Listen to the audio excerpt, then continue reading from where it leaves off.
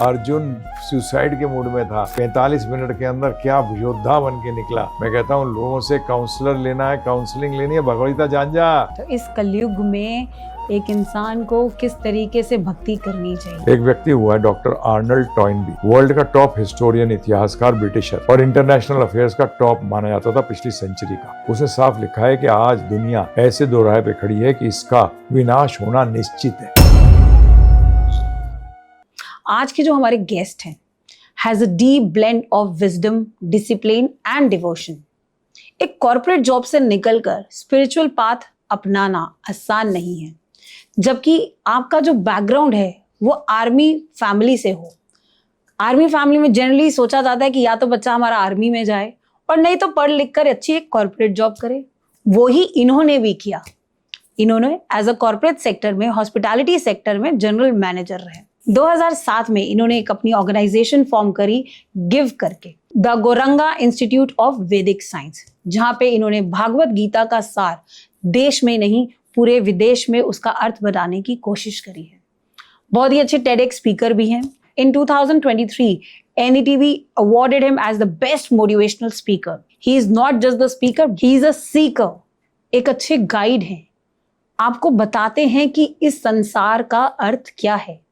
So let's welcome our guest, Dr. Vrindavan Chandra Das. Thank you so much, sir. आप हमारे show में आए। पहले तो मैं ये जानना चाहूंगी, मैं आपको सर बुलाऊं, गुरु बुलाऊं, मैं खुद ही कंफ्यूज हूँ। जो आपको आराम से आप बोल सकें उसमें वो बुला लीजिए, कोई प्रॉब्लम नहीं। Thank you so much. आपका नाम विवेक कौशिक से डॉक्टर वृंदावन चंद्र दास कैसे पड़ा? देखिए, आध्यात्म में, स्पिरिचुअलिटी में एक चीज होती है कि आपकी जब दीक्षा होती है तो एक ग्रंथ है, उसका नाम है पद्म पुराण। उसमें कहा गया है कि जब दीक्षा होती है, दीक्षा का मतलब अंग्रेजी में बड़ा सिंपल वर्ड है, इनिशिएशन। जब इनिशिएट होते हो आप, जब उसमें जुड़ते हो और शिष्य बनते हो, एक औपचारिक शिष्य, फॉर्मल स्टूडेंट, तो फिर आपका नाम बदला जाता है, भगवान के नाम पे रखा जाता है और उसका, हमारा सबका सरनेम एक ही है, दास। दास मीन्स सर्वेंट।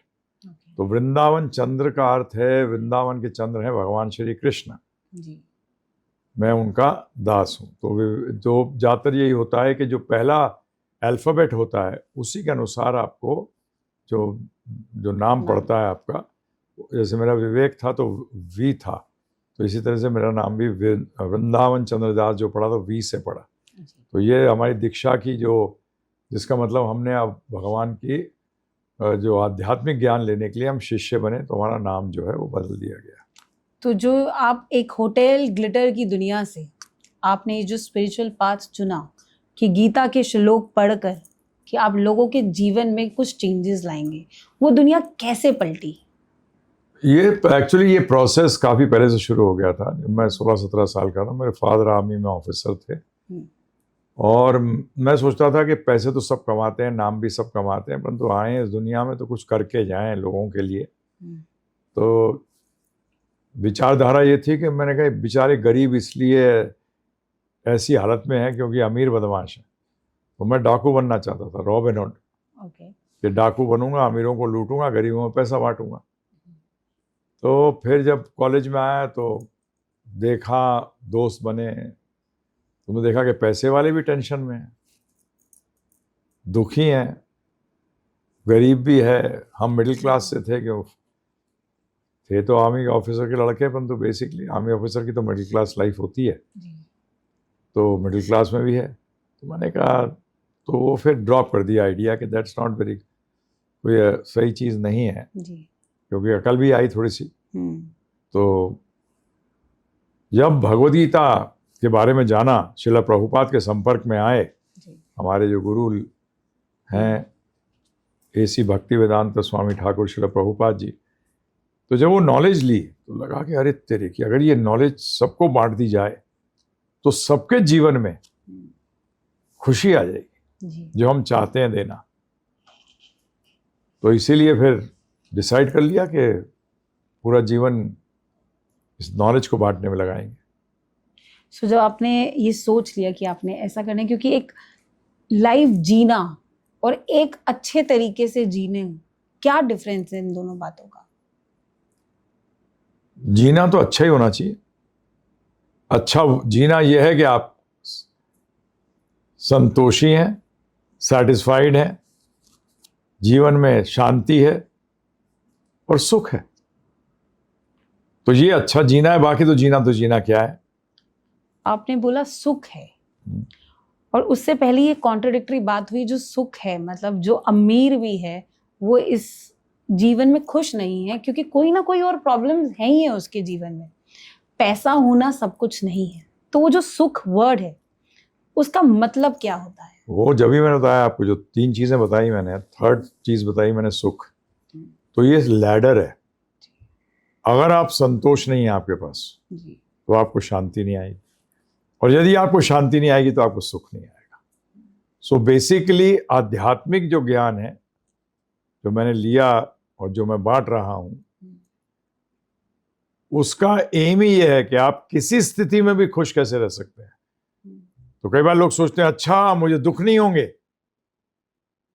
मैं कहता हूं दुख महसूस नहीं होंगे, होंगे, प्रॉब्लम्स आएंगी, परंतु वो आपको महसूस नहीं होंगी। जैसे कि जब आप ऑपरेशन टेबल पे जाते हैं और मेजर ऑपरेशन होता है तो एनेस्थीसिया देता है डॉक्टर, बेहोश कर देता है, दर्द तो होता है परंतु आपको फील नहीं होता। तो हम एक उदाहरण देते हैं कि खड्डे वाली रोड में आप जाइए ऑटो में बैठ के, तो क्या होगा, पीठ की हालत खराब हो जाएगी।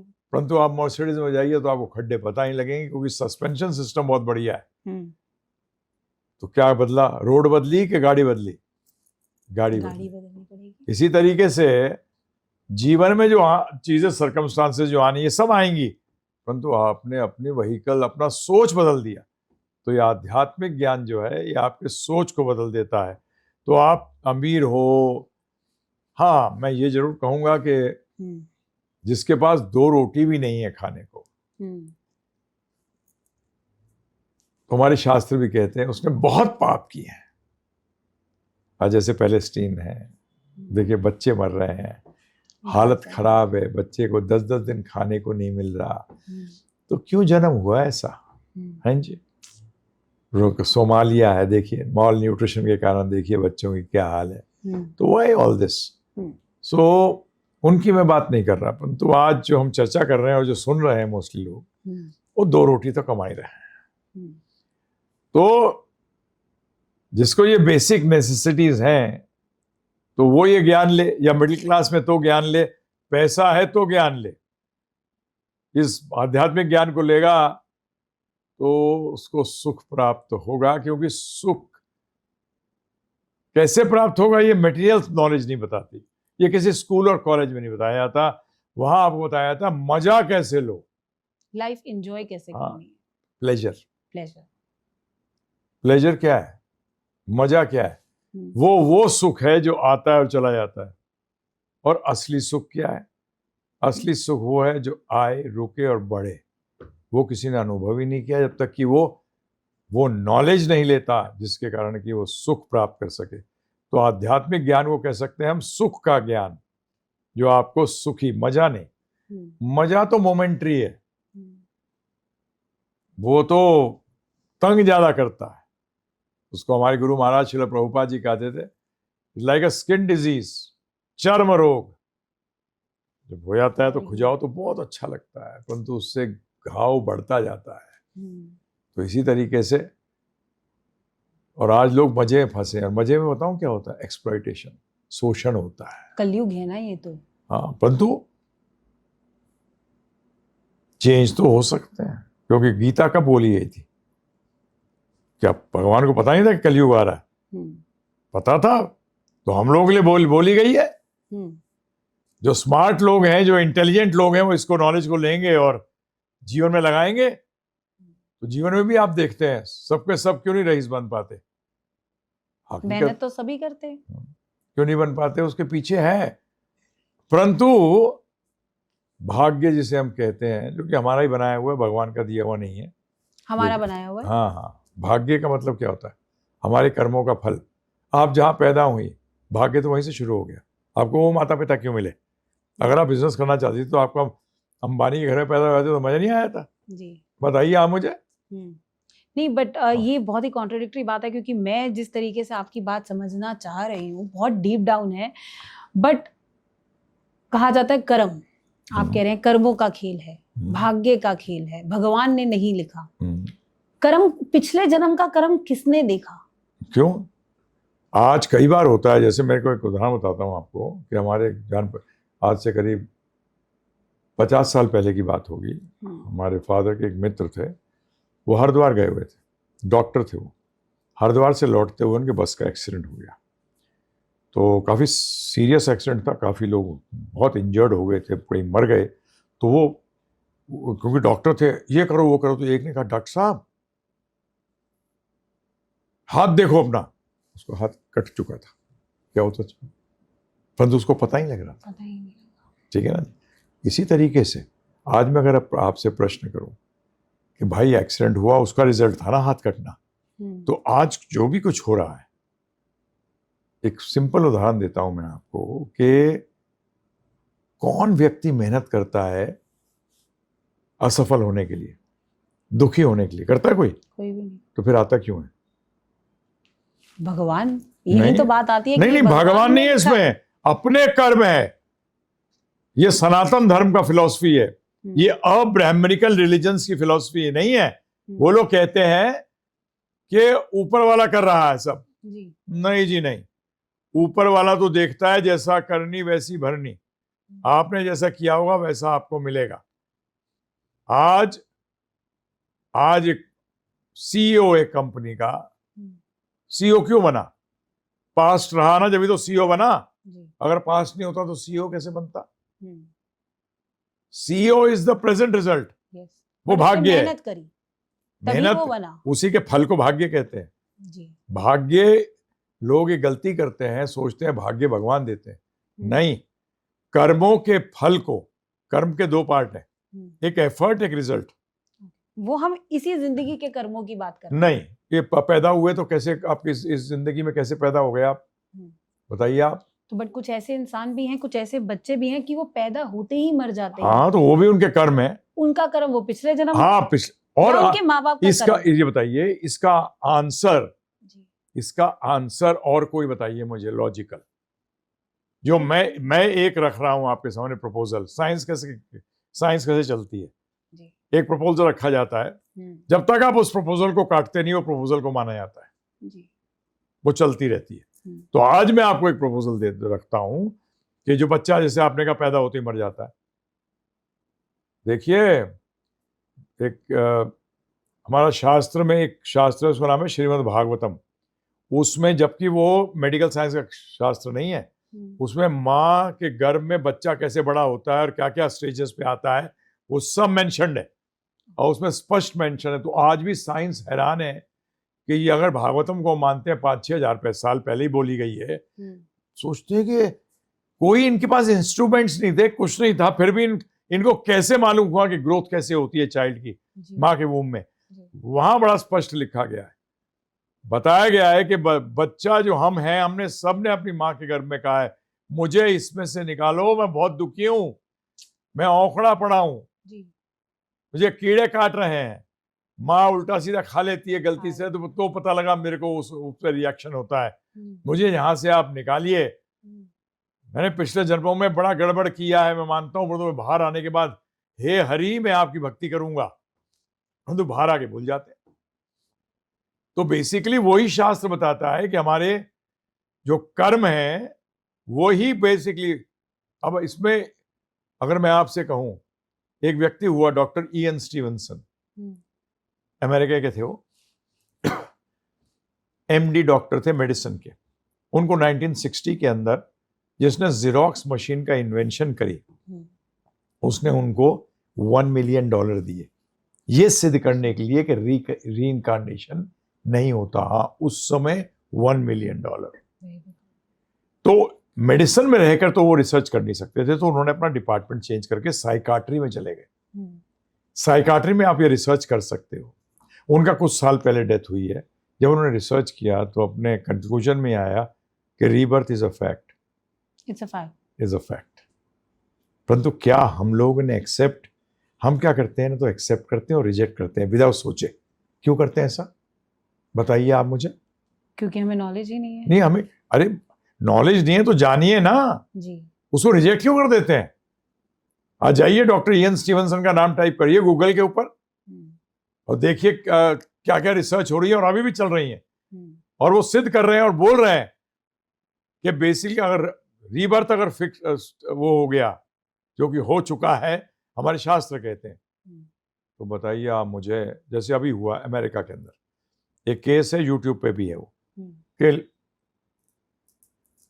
एक घर में डेथ होती है, they are not Hindus, they are Christians, तो वो वापस आती हैं माँ, उनका बच्चा छोटा बच्चा है, उसको लेके वापस आती हैं, तो यात्रा होता है, जब डेथ हो जाती है तो लोग एल्बम देखते हैं पीछे की, तो एल्बम देखना शुरू किया, तो बच्चे ने एक व्यक्ति की तरफ पॉइंट करके, कहते हैं ग्रुप खड़ा हुआ था, पॉइंट करके उंगली करके, दिस इज मी, ये मैं हूं, दिस इज यू।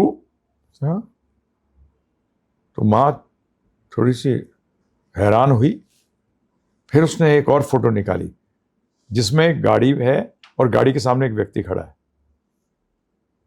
उन्हें who's he, this is me, Hindi में ट्रांसलेट कर रहा हूं, कहता है ये मेरी पहली गाड़ी मैंने जब खरीदी थी तब मैंने ये फोटो खींची थी। एक्चुअली दैट फोटोग्राफ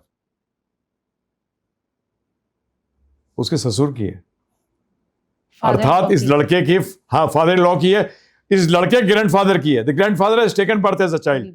बट ये किस तरीके से मिलता है? अभी मैं आपसे एक बात शेयर करना चाहूंगी। रिसेंटली, मतलब अभी 1.5-2 महीने ही हुए, I lost my brother and he was just 32। जब मैंने आपको ये बोला कि मेरा भी इन चीज़ों से विश्वास हट रहा है, हाँ, ऑफ कोर्स एक छोटा भाई जब आप खोते हो तो आप कंप्लेन करने लग जाते हो कि भगवान तूने ये क्या किया। उसका एक 5 साल का बच्चा है, उसकी वाइफ है, जिंदगी पलट गई। मेरे फादर मदर हैं। कहा जाता है, कलयुग में बोला जाता था कि पहले होता था कि बच्चे अपने माँ बाप का संस्कार करेंगे, लेकिन अब सब उल्टा हो रहा है। And this is what I faced in my family too, and we still believe कि कभी ऐसा हो जाए कि वो रीबर्थ हो, किस तरीके से हो हम नहीं जानते, बट क्या सच में ऐसा हो सकता है? होता है, वो भी। आज आपके मैं आपको देखिए, मेरे को ना AK-47 कहते हैं प्रीचिंग सर्कल्स के अंदर। मैं सत्य बोलता हूँ, अच्छा लगे बुरा लगे, मेरा प्रॉब्लम नहीं है। आप ये बताइए, दुख कौन देता है, मित्र या दुश्मन? मित्र। दुश्मन? दुख कौन देगा? मुझे ऐसा लगता है मित्र, क्योंकि जो आपका अपना होता है नहीं, वो आपको दुख ज्यादा देता है, आपके अपना, क्योंकि आपकी एक्सपेक्टेशन ज्यादा होती है। ये बताइए, उसका मतलब वो मित्र रियली में था कि दुश्मन है? तो फिर दुश्मन ही हुआ।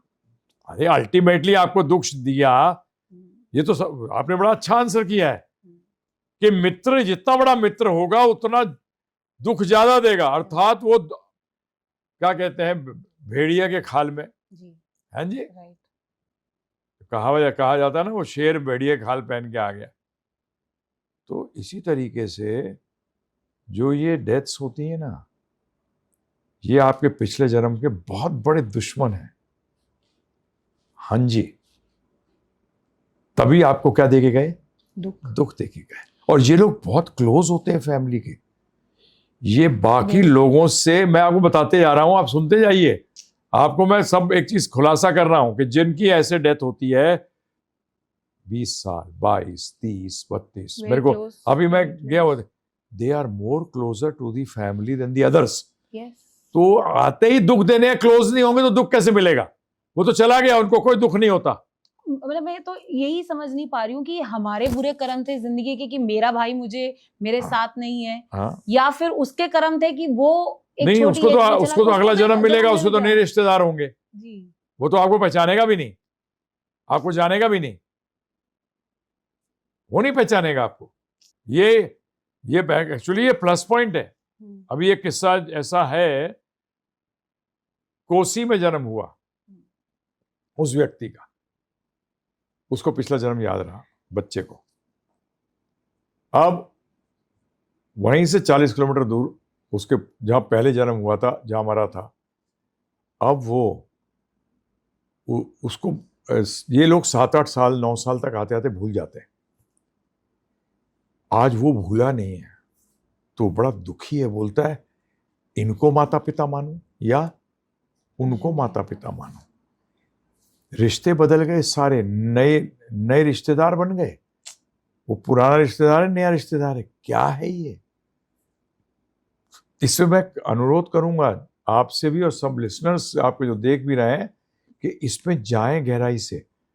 इसको जब मैंने देखा, मैंने कहा ये जो यंगस्टर जाते हैं, बच्चा पैदा होते मर जाए तो इतना दुख नहीं देता, परंतु जब वो लब्बा जीता है तो वो ज्यादा दुख देता है। परंतु अब आप, हाँ, तब आप देखिए एक चीज ध्यान रखना, ये तो आध्यात्म कहता है, आसक्ति क्यों? भगवान ने गीता में आपसे छपाया नहीं है कुछ भी। भगवान ने कहा है, मेरे से कई बार लोग, मैं 1000-2000 भी खड़े होते हैं मेरे सामने, मैं कहता हूं उनको मैं तुम्हें 2 मिनट में ज्योतिष बना दूंगा और तुम्हारी प्रेडिक्शन कभी फेल नहीं होगी। अरे बनोगे? सब तैयार हो जाते हैं। मैंने कहा सबको जो भी आए ना तुम्हारे पास बोल देना तू मरेगा। पर ये तो कोई नहीं बताता। ये गलत है ना। पैदा होती 5 साल की उम्र से माता पिता को बताना चाहिए कि yes there is only one truth. आगे आप जो फ्यूचर में प्लान कर रहे हो तो पता कर लगे हो या ना हो, परंतु एक ट्रुथ तो है ही और उसका पता नहीं कि कब होगा। That is a question mark. But वो एस्ट्रोलॉजर तो नहीं बता सकता कि वो कब होगा। जब ही तो पर पूछेंगे लोग, भी नहीं है जब हम एस्ट्रोलॉजर के पास जाते हैं, नहीं कब हम आए अपना फ्यूचर, हम अपनी हेल्थ जब मैं मजाक में ही कहता हूँ ये चीज कि मैंने बोल दो उसको कि मरेगा, वो पूछेगा कब मरूंगा, बोले नहीं बताऊंगा, ये बता दूंगा तो तू पहले ही मर जाएगा। इसलिए जब ही चाणक्य पंडित जी कहते हैं कि जो जीवन को समझना चाहता है ना, जीवन का दूसरा मतलब है आध्यात्म को समझना चाहता है, उसको ये मान के चलना पड़ेगा कि मैं किसी क्षण शरीर त्याग सकता हूँ। मरता कौन है? शरीर मरता है। जब भी तो नहीं कहते नहीं हम, जब मर जाता है कोई तो कहते चला गया। कौन चला गया? शरीर तो यहीं पड़ा है। अर्थात जो चला गया उसको जानते नहीं थे आप। वो एक्चुअली जो चला गया ना, वो तो आपका भाई बहन बेटा माता पिता पुत्र कुछ भी नहीं था। That body was everything and that body is lying in front of you. सामने पड़ी है आपके। आध्यात्म की एबीसीडी है ये। जैसे गणित की एबीसीडी, गणित क्या है? 1 2 3 4। आध्यात्म की गणित बताऊं क्या है? गणित आध्यात्म का बेस क्या है? उसका बेस है कि मैं शरीर नहीं आत्मा हूं, और जब तक मैं अपने घर वापस वैकुंठ नहीं जाता तब तक मुझे अपने कर्मों के हिसाब से नए नए जन्म लेने पड़ेंगे। मुझे जन्म मृत्यु का चक्कर, और ये जो भागवतम का बता रहा था मैं, माँ के गर्भ में इतना दुखी होता है। और मृत्यु बताऊं आपको बताई गई है, जो आसक्त व्यक्ति मरता है तो उसको जैसे 50,000 बिच्छू डंक मारते हैं, इतना पेन होता है। गरुड़ पुराण में ये सब बताया गया है? नहीं, और भी शास्त्रों में बताया गया। It's not only in Garud Puran, other shastras also. Okay. तो this one has to understand this.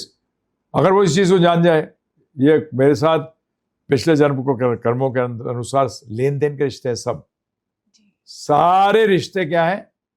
Lane then के हैं, लेने देने आए हैं। परंतु मनुष्य शरीर में करें क्या? अगर मैं आपसे प्रश्न करूं कि आज मनुष्य क्या कर रहा है? जानवर की तरह नहीं जी रहा, भाग रहा है। मतलब 4 चीजों में लगा है। हमारे शास्त्र बताते हैं, eating, mating, sleeping and defending. आहार, निद्रा, भय, मैथुनम च। खाना, सोना, बच्चे पैदा करना, बचाव करना। मैं IIT, IIM सब जगह लेक्चर दे चुका हूँ। मुझे इंटेल कॉर्पोरेशन USA तक ने लेक्चर्स के लिए बुलाया। मैं उनसे यही पूछता हूँ, मुझे बताओ 5th एक्टिविटी आप क्या कर रहे हो? How are you different than the animals? आप कहते हो डाइनिंग टेबल पे खाते हैं, मैं बहुत कुत्ते दिखा दूंगा आपको जो डाइनिंग टेबल पे बैठ के खाते हैं। आप कहते हो आप गाड़ी में घूमते हैं, आप तो छोटी गाड़ी में घूमते हो, तो मर्सिडीज में घूमते हैं, चार्टर प्लेन में घूमते हैं। इससे क्या हुआ? तो फिर मनुष्य और जानवर में भेद क्या है? धर्म का। और धर्म है क्या? Dharma is not just going to the temple. अरे एजुकेशन का मतलब थोड़ी है सिर्फ स्कूल जाना या कॉलेज जाना। अरे वहां पढ़ाई करना। और धर्म का अर्थ भी यही है कि जानना कि हम बने, हमारे बनाया क्यों गया हमें। Death is the only reality of life. अगर आप देखें आज डेथ सबको जाना सबको है, जाना है एकदम। आगे पीछे। हम जब पैदा होते हैं ना, वहाँ टिकट कट जाता है। कहा जाता है कि वो डेट लिखी जाती है कि जिस दिन आपकी मृत्यु वो तय है। वो दिखती नहीं है, बस दिखती नहीं। तो वहीं परंतु से वो लोग परंतु वो व्यक्ति नहीं मरता। आज आपके कपड़े फट जाएं तो आप थोड़ी मर गई, चेंज करके दूसरे कपड़े पहन लेते हैं। इसी तरीके से आत्मा एक शरीर त्याग के दूसरा शरीर ले लेती है। और जिस तरीके से वो हमारे सपनों में आते हैं, वो क्या चीज और वो है? कुछ नहीं, आपका माइंड है। Mind। जहां जिस चीज में माइंड अटैच्ड होगा वैसे ही सपने आएंगे, वैसे ही सपने आएंगे। आपने अपनी ये ऑर्गेनाइजेशन खोली जो गिव, गौरंगा इंस्टीट्यूट ऑफ वैदिक एजुकेशन, इसमें किस तरीके से आप लोगों को पढ़ाते हैं? किस तरीके के कोर्सेज होते हैं? देखिए, क्या ज्ञान दिया जाता है? अभी हम एक ही चीज करते हैं। जैसे अगर किसी गांव के अंदर बिल्कुल एजुकेशन ना हो तो वहां आप कॉलेज तो नहीं खोलेंगे ना। आप सक्षम हो तो वहाँ यूनिवर्सिटी या एजुकेशन मिनिस्ट्री क्या करेगी? वहाँ एक प्राइमरी स्कूल खोलेगी, प्राइमरी भी छोड़िए, स्कूल खोलेगी। तो इसी तरीके से हमने भी, आज लोग जो हैं वो आध्यात्मिक विज्ञान से एकदम जीरो हैं। तो हम उनको जो आध्यात्मिक ज्ञान की, जो हर ज्ञान की एक पुस्तक होती है जो बहुत मेजर मानी जाती है। तो आध्यात्मिक ज्ञान की एक पुस्तक है जिसका नाम है श्रीमद् भगवद गीता, जिसको कि वर्ल्ड में जिसने भी पढ़ा है, चाहे वो किसी रिलीजन का रहा हो, किसी रीजन का रहा हो, वो साइंटिस्ट रहा हो, सोशियोलॉजिस्ट रहा हो, चाहे वो पॉलिटिशियन रहा हो या स्टेट्समैन रहा हो, जिसने भी, चाहे वो आर्टिस्ट रहा हो, पेंटर रहा हो, जिसने भी उसको पढ़ा है, उसने कहा ऐसा ज्ञान तो मैंने पढ़ा ही नहीं। आज मजे की बात ये देखिए, आज हम हमारे भारतवर्ष में ही उस ज्ञान को लोग जानते नहीं, दिए तले अंधेरा। तो हमारा बेसिक एम एक ही है कि हम इस भगवत गीता का ज्ञान जन जन तक पहुंचाएं। अब मैं आपसे, यूर अ मदर, आप बच्चों को क्यों भेजते हैं स्कूल, जबकि बुक्स तो मार्केट में अवेलेबल है नहीं है ही अवेलेबल हो तो टीचर वो बुक्स को समझाता है, क्या करता है? पढ़ाता है, समझाता है, गुरु होता है वो हमारा। समझाता है। इसी तरीके से हमने भी एक कोर्स डिजाइन किया हुआ है, वो हम फ्री देते हैं। हम कुछ चार्ज नहीं करते, क्योंकि बड़ा क्लियर है, truth cannot have a price tag. सत्य के ऊपर आप प्राइस टैग नहीं लगा सकते। तो हमारा कोर्स givgeeta.com पे जाइए, डाउनलोड करिए फ्री, या गिव गीता ऐप पे जाइए, या 7210082100 पे जाके व्हाट्सएप कर दिए गीता, आपके पास फ्री में आ जाएगा। हम नहीं चार्ज करते कुछ भी। ये तो बहुत ही बड़ा इनिशिएटिव है। मुझे लगता है कि जो आज की जनरेशन है, कलयुग का समय है, हमें सबको, क्योंकि कहीं ना कहीं मेरे मन में भी बहुत सवाल हैं, कहीं ना कहीं बहुत दुख भी हैं, लेकिन उस चीज़ का अगर हमें अर्थ या उस चीज़ को हमें समझना है तो महाराज जी के अकॉर्डिंग हमें भगवत गीता पढ़नी बहुत ज़रूरी है। और जो इन्होंने डिटेल्स दिए ज़रूर चेक किएगा, एक बार जाके पढ़िएगा ज़रूर। अभी हम रिसेंटली देखा कि जगन्नाथ जी की यात्रा चल रही है और उनको कृष्ण का रूप भी माना जाता है, लेकिन मुझे लगता है कि जो हमारे व्यूअर्स हैं, क्योंकि यंग जनरेशन आजकल सिर्फ कृष्ण में भी जानती हो, जो उनके बाकी स्वरूप रहे हैं, जो उनके नाम रहे हैं, 108 नाम भी रहे हैं, वो नहीं जानती। तो आप इसका महत्व बताएं, ये यात्रा का महत्व बताएं कि किस तरीके से ये शुरुआत हुई और इसका हम सब, हमारे जैसे लोगों के लिए क्या महत्व है? देखिए, the basic fact is this कि ये दो प्रकार से चीजें एक्ट करती हैं। एक कहते हैं स्थूल रूप में, जो कि नजर आ जाती है, जो दिखती हैं। एक होती है जो सूक्ष्म रूप में एक्ट करती हैं। जैसे चोट लग गई, किस चीज को कट गया, दिखता है, हीलिंग आसान होती है, परंतु वायरल अगर हो जाए तो दिखता नहीं है। ऐसे कोरोना वायरस आया, इफेक्ट कर रहा है, उसका इफेक्ट भी है, परंतु उसका इफेक्ट सूक्ष्म होता है, पता नहीं लगता, आराम से दुनिया भर के टेस्ट करने पड़ते हैं। तो इसी तरीके से आध्यात्म में भी दो पार्ट है। एक जो मैंने आपसे कहा कि उसको सुनो, भगवद गीता को जानो, और एक है जब आप ऐसे यात्राओं के अंदर भगवान के दर्शन करते हैं और यात्रा में पार्टिसिपेट करते हैं, वो सूक्ष्म इफेक्ट होता है जो आप ही को अनुभव होगा। परंतु कोरोना वायरस के साथ भी ऐसा है, हर वायरस के साथ, कि जब वो आपके अंदर प्रवेश करता है तो आपके WBC के साथ उसकी लड़ाई होती है, जो अंदर इम्यूनिटी है, और कई बार वो हार जाता है। तो इसी तरीके से जब आप जाते हैं जगन्नाथ रथ यात्रा में, जगन्नाथ जी बाहर आते हैं, इनकी कथा है, परंतु मैं अभी कथा पे इतना जोर इसलिए नहीं दूंगा क्योंकि कई लोग ये कथाएं सुनकर, ये लीलाएं सुनकर उनका विश्वास हट जाता है, क्योंकि वो जानते ही नहीं है कि भगवान करते क्या है, होते क्या है। तो ऐसे व्यक्ति के लिए, जैसे कि एक व्यक्ति जिसने कभी गाड़ी देखी ना हो, कार, उसने ट्रैक्टर देखा है, सिर्फ गांव का, बिहड़ गांव का ट्रैक्टर जानता है, गाड़ी देखी नहीं, और आपने उसको मर्सिडीज दे दी तो क्या करेगा? वो खेत में चलाएगा, उसके लिए वैल्यू ही नहीं है उस और दूसरी बात क्या होगा, जब वो खेत में चलाएगा तो वो चलेगी नहीं सही तरह। क्यों बनी नहीं है खेत के लिए? खेत के लिए तो ट्रैक्टर बना है। जोतने की कोशिश करेगा, फेल हो जाएगा, बोले क्या है ये करोड़ रुपए की गाड़ी ले आए, बेकार है। अरे भाई साहब, ये खेत के लिए है ही नहीं। तो इसी तरीके से जब आप जगन्नाथ जी के जा रहे हैं या जगन्नाथ जी के दर्शन करने जा रहे हैं, कहीं आप उसी तरह से तो नहीं है, क्योंकि आप अज्ञान में हैं तो आप लाभ ही नहीं उठा पा रहे, आप सही बात है, लाभ ही नहीं उठा पा रहे। इसलिए हम पहले अनुरोध करेंगे कि पहले आप जानिए, इस फिलॉसफी को समझिए, पहले ये समझिए कि गॉड है, गॉड है पहली चीज। और एक चीज बता दूं मैं आपको, ये मानना कि भगवान नहीं है, इसके लिए अंधविश्वास चाहिए। जैसे फॉर एग्जाम्पल, आज ये मानना कि इस माइक को बनाने वाला कोई नहीं है, अपने आप आ गया जी, पॉसिबल ही नहीं है जी। ये कैमरा जो है ये अपने आप आ गया। अरे भाई, जब ये कैमरे के पीछे दिमाग है तो ये आंख कैमरा नहीं है जी? तो इसके पीछे दिमाग नहीं चाहिए होगा?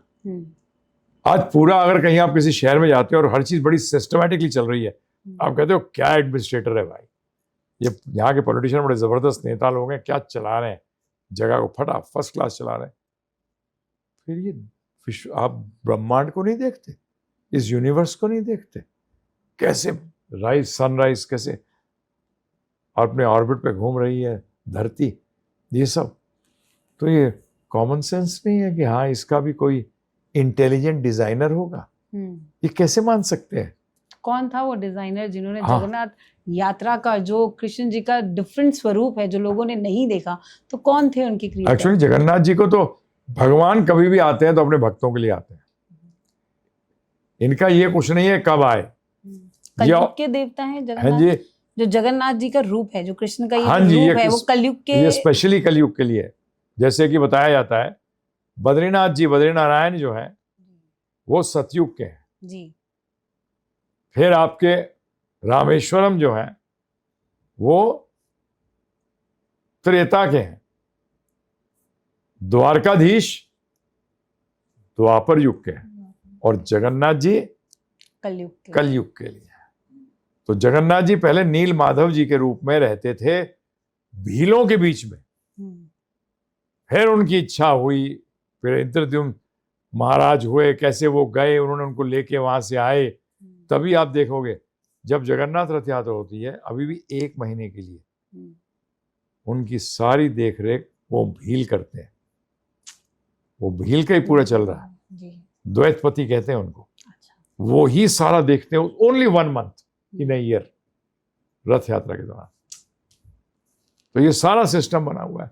तो भगवान जगन्नाथ जी कृष्ण भगवान है, द्वारका के हैं।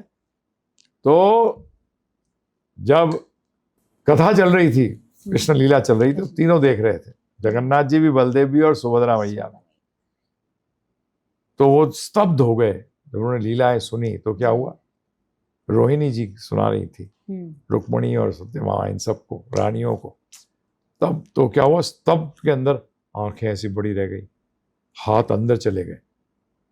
तो इसीलिए ये उसी नारद जी ने इच्छा करी कि मैं वही आपका स्वरूप देखना चाहता हूँ।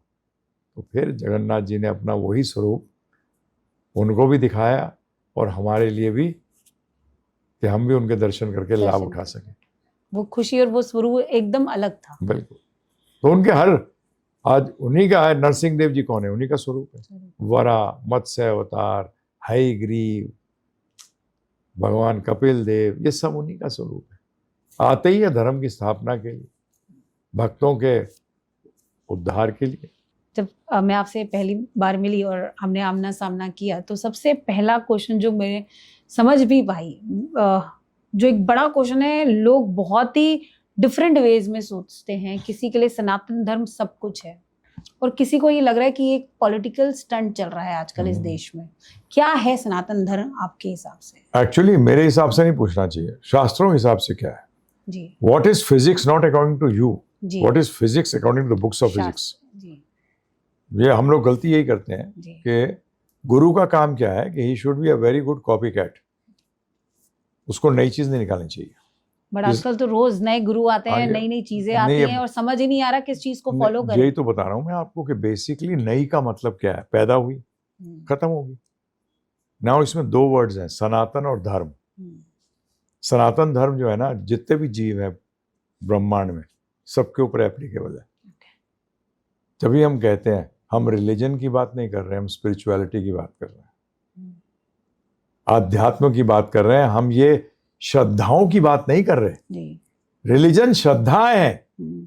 अब आप किसी में भी श्रद्धा लगा सकते हैं, अब वो हो सकता है सही हो या गलत हो, परंतु धर्म अध्यात्म चेंज नहीं होता। उसे बताता हूं मैं आपका। मैं आपसे प्रश्न करूंगा धर्म के बारे में। चीनी का धर्म क्या है? चीनी का धर्म यही है कि जो सामने वाला है उसको कुछ अच्छा मीठा मीठा, मीठा खिला के उसको अच्छा रखना। मिठास। मिठास। चीनी का धर्म है मिठास, शुगर का धर्म है मिठास, नमक का धर्म नमकीन, नमकीन। आग का धर्म गरम करना, जलाना। जलाना। तो अर्थात धर्म शब्द का अर्थ क्या हुआ? वो उसका वो गुण जो उससे कभी अलग नहीं किया जा सकता। क्योंकि सब लोगों को चीनी पसंद नहीं है। मैं कई लोगों को जानता हूं, उनको चीनी आ जाए और क्या दे दिया क्या मुझे। दे दिया? तो इसलिए, परंतु चीनी का धर्म तो मिठास है। उसको आप अच्छा उसको लगे कैसे या ना देखें? लगे उससे कोई मतलब नहीं है। वो गुण, उस वस्तु का वो गुण जो उससे कभी अलग नहीं किया जा सकता, ये उसका वस्तु का धर्म कहलाता है। अब प्रश्न उठता है कि हमारा धर्म क्या है? हमारा धर्म है सेवा। नेता जो प्राइम मिनिस्टर ही बना हुआ है, क्या बोलता है? सेवा का मौका दो।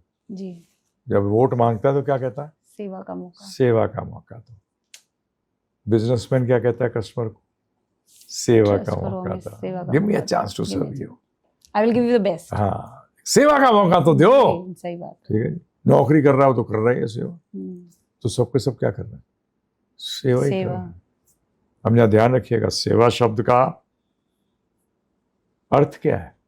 सेवा का मतलब होता है जिसकी सेवा कर रहे हो, जो वो आज्ञा देता है वो करना।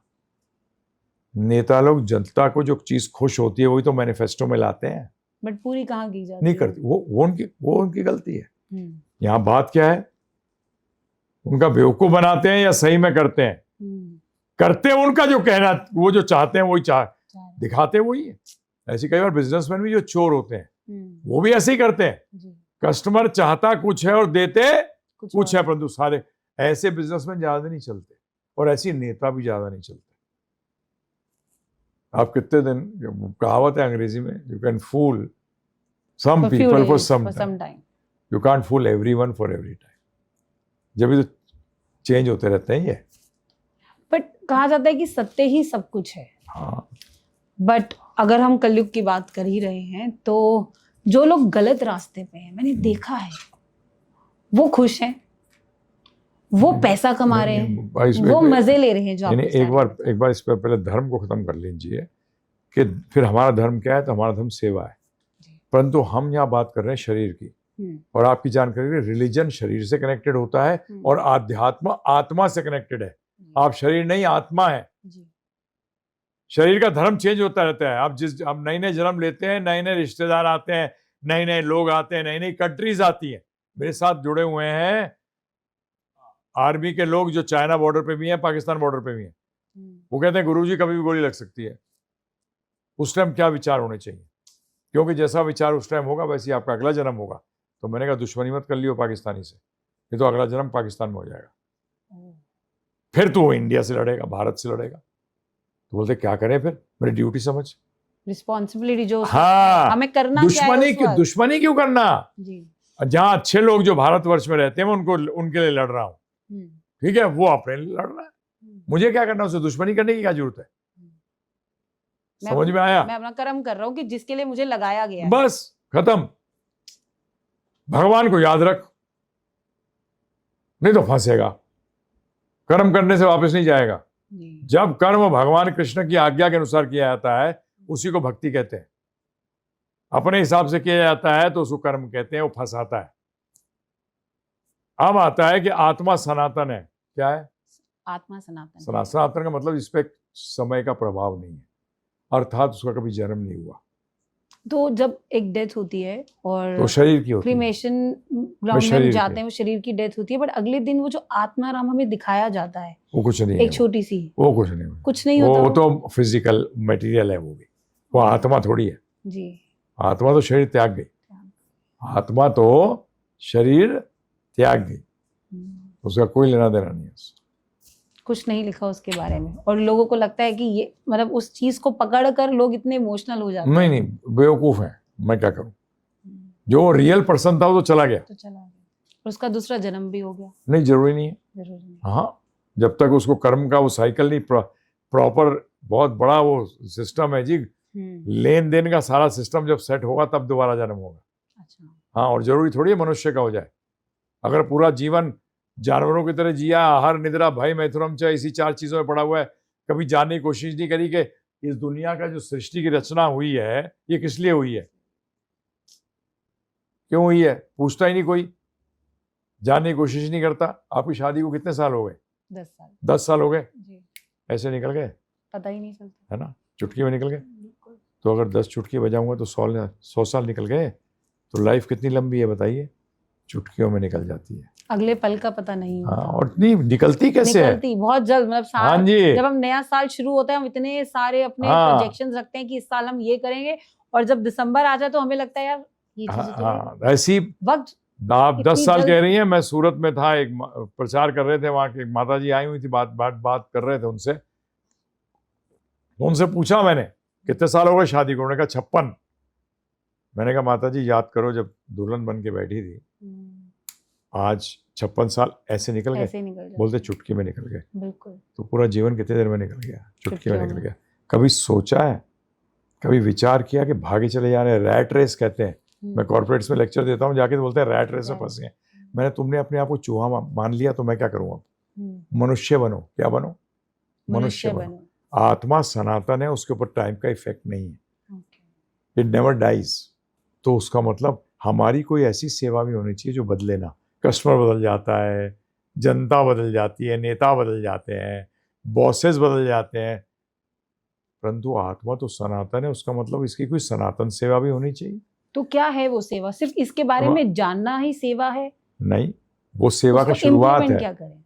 हम सनातन है, भगवान कृष्ण सनातन है, राम जी सनातन है, उनकी आज्ञा का पालन करना ही सनातन धर्म कहलाता है, क्योंकि धर्म का मतलब है सेवा, और सनातन धर्म का मतलब है सनातन सेवा, अर्थात सनातन आज्ञा का पालन, जो आज्ञा कभी चेंज नहीं होती, नहीं हो सकती।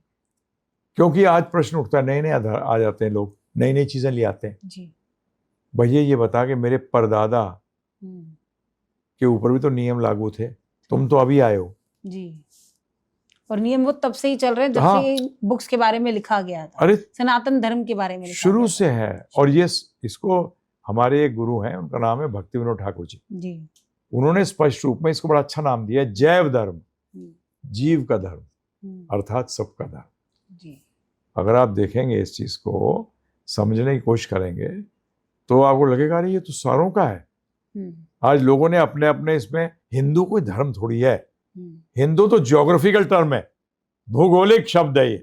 तो हमारी तो पॉलिटिकल कंट्रीज में आज के टाइम बात ही सिर्फ हिंदू की हो रही है, ये तो बेवकूफ बना रहे हैं, और पब्लिक उससे अटेंशन ले रही है। हाँ, तो हिंदू नहीं है, सनातन धर्म है।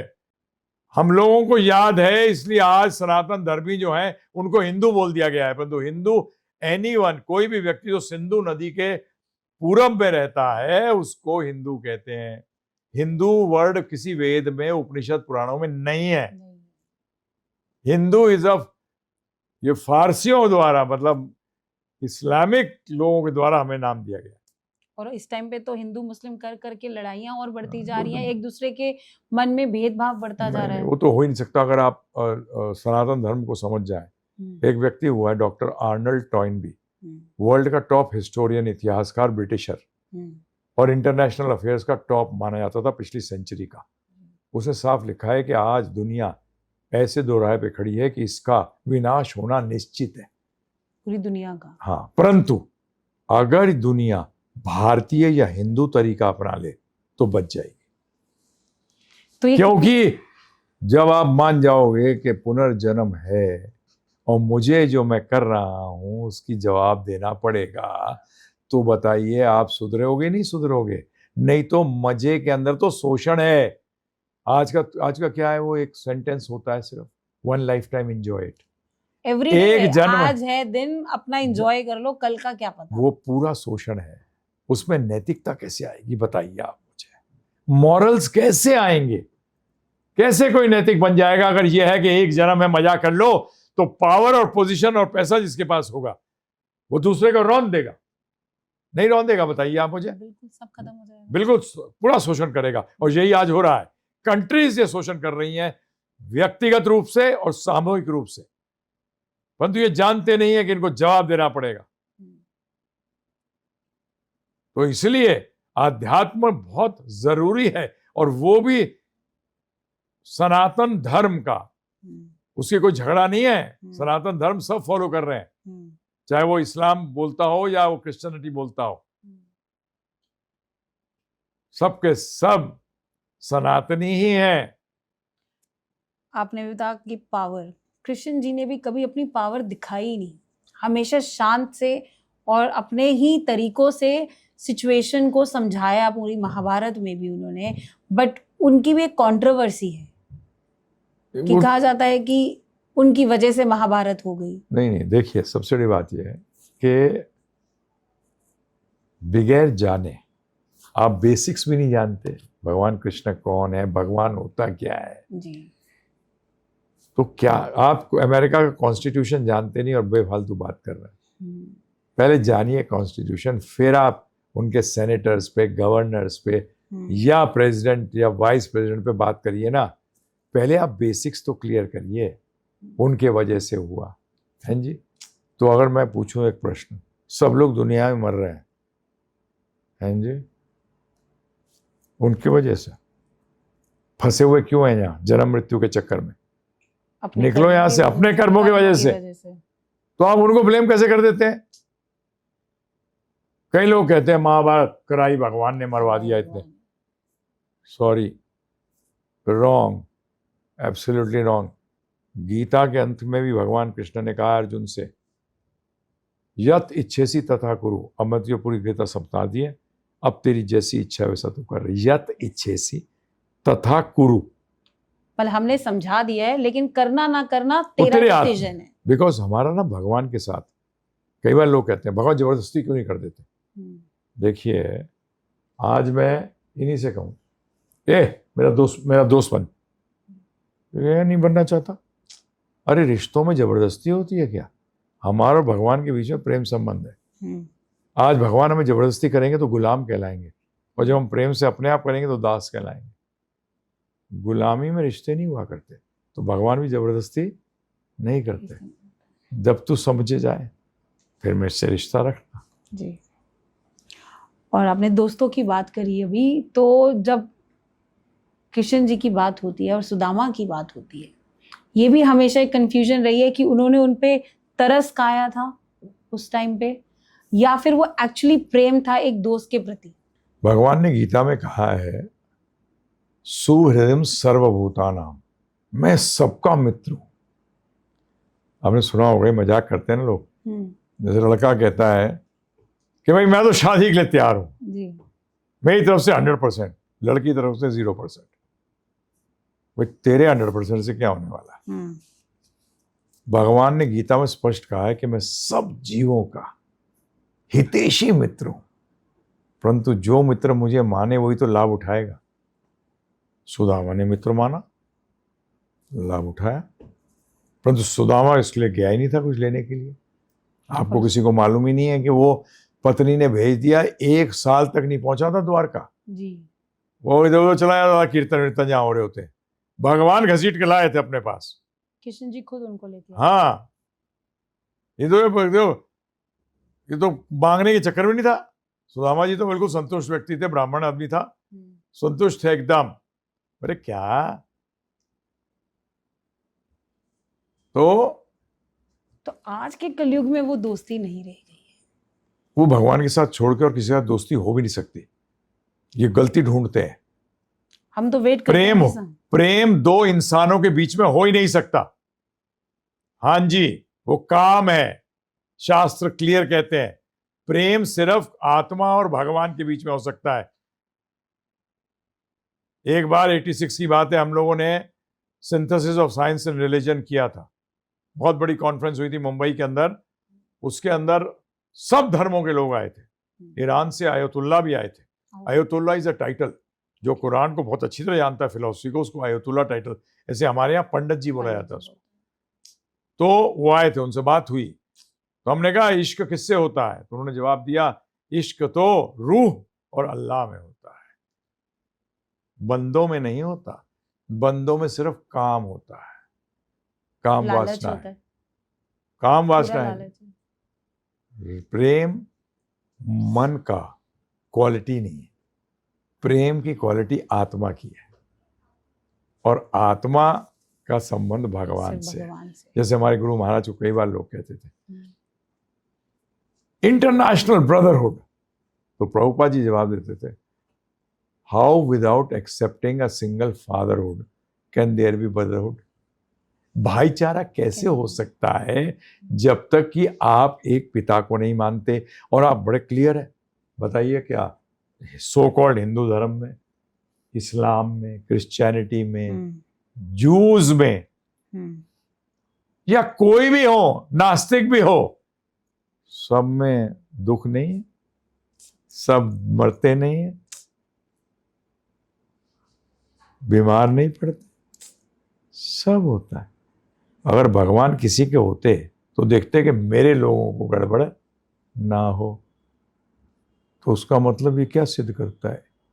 नाउ यू चेकअप कि क्या है जो कि मिसिंग है, क्या हमें नहीं बताया। भगवान से प्यार करना। प्रभुपाद से पूछा एक ने, which is the top most religion of the world? उन्होंने सीधा जवाब दिया, the one who teaches you love God. Why? Because when you love the father, you love his children also. Yes. It can't be the other way around. जो अपने पिता से बहुत प्रेम करता है ना, वो अपने सिबलिंग से करेगा ही करेगा, क्योंकि पिता को सिबलिंग से भी प्रेम है। तो वो उन हर चीजों से प्रेम करेगा जो अपने पिता से कनेक्टेड है, मिसयूज नहीं करेगा।